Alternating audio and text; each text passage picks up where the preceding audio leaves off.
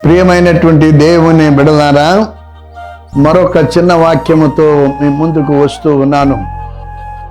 పరిశుద్ధ గ్రంథములోని కీర్తనలు 23వ కీర్తనలో అద్భుతమైనటువంటి వాక్యాన్ని దేవుడు మనకు అనుగ్రహించాడు. యెహోవా నా కాపరి, నాకు లేమీ కలగదు.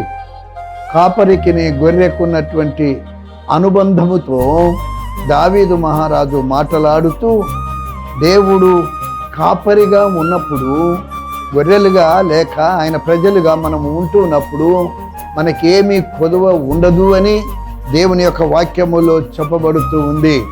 ఇక్కడ ఏమిటి అంటే, పరిశుద్ధ గ్రంథములో కాపరిగా అంటే ఆయన ఒక ప్రొవైడర్గా కనబడుతూ ఉన్నాడు, ప్రొటెక్టర్గా కనబడుతూ ఉన్నాడు.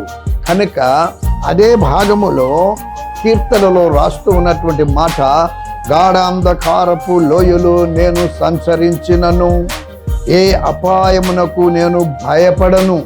ఆయన అష్యూరెన్స్ ఏమిటి?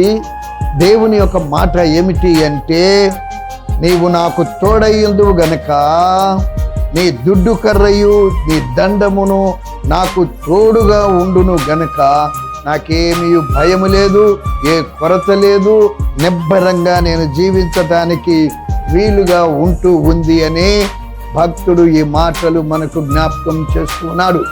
దావీదు మహారాజుకు తోడై ఉన్న దేవుడే మనకు కూడా తోడై ఉండి ఆయన నడిపిస్తాడన్న నిశ్చయతతో ఆయన యొక్క కాపరత్వములో మనము ఉండగలిగితే దేవుని యొక్క కృప సమృద్ధిగా మన అందరికీ ప్రభు అనుగ్రహించునుగాక.